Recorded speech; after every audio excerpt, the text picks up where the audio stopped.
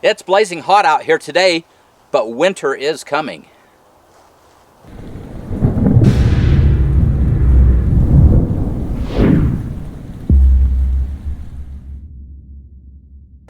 Hi, I'm Jonathan, the Provident Prepper. Today I'm here with Patrick from Temp-Cast Masonry Heaters, and they are here helping us install our new masonry heater, and my wife is thrilled. So Patrick, tell us what we need to feed this with. Temp-Cast masonry heaters burn standard cordwood. So we are looking for wood cut at 16 inches and split standard, 3 to 4 inches in diameter.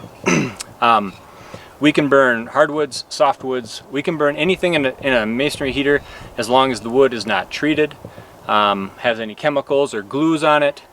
And scrap wood from construction projects like this, it's great for kindling, but it's not something that you want to burn because it's kiln dried, it's too dry.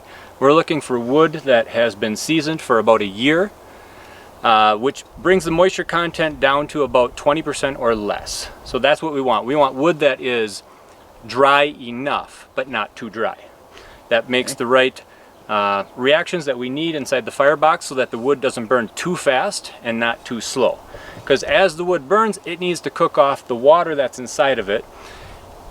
If there's too much water, you can't get the temperature up high enough to produce the heat that you need to have an efficient, clean, hot burn, which is what masonry heaters are designed to do.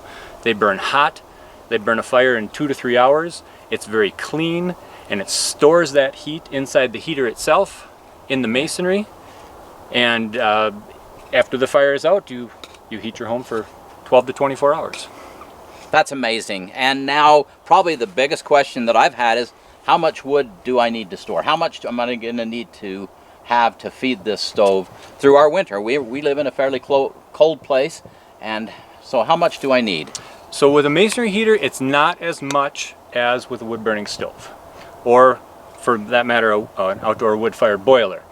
A masonry heater, depending upon your climate, so this is going to vary. If you have a 2-month winter or a 6-month winter, this is very different. But let's just say on average a 2,000 square foot house, reasonably insulated, reasonably drafty, reasonably sealed up, and you have a standard Midwest winter where it gets cold, starts getting colder in October, November. You've got 3 solid months of a cold winter, and it starts to warm back up again in the spring. You're probably going to use in a masonry heater in a Temp-Cast 3 to 4 cords of wood. Okay. If you compare that to a wood burning stove, probably 7 to 8 cords of wood. And if you have an outdoor wood-fired boiler, probably at least 12 cords of wood, and I've talked to people who have used up to 24 cords of wood. Wow. So it's a big difference with a Temp-Cast because the heat is stored, and that's the difference. The heat is not sent up the chimney right away. It is stored inside of that masonry, comes out slow, and very consistent heating.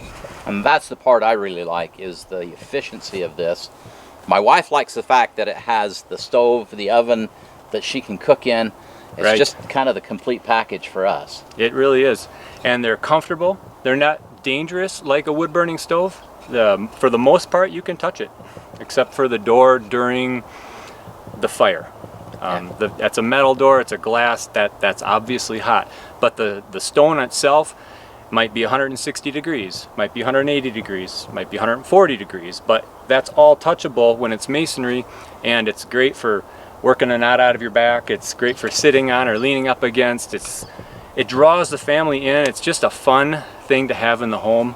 Everybody likes to come around the warm, glowing, or even if the fire's out, it's just where the warmth is. And it's inviting. It's inviting. People love being there. I love it. Yes. We are so excited about having this masonry heater for our home, and I love it because I'm going to have to cut less firewood. My wife loves it because it creates a family-centered environment where she can do some cooking as well. Overall, it's just a fantastic device. If you're interested in these masonry heaters, I encourage you to go to tempcast.com and you can learn a lot more. And now for the question of the day. If the grid goes down this winter, how are you going to stay warm? Comment below. And thanks for being part of the solution.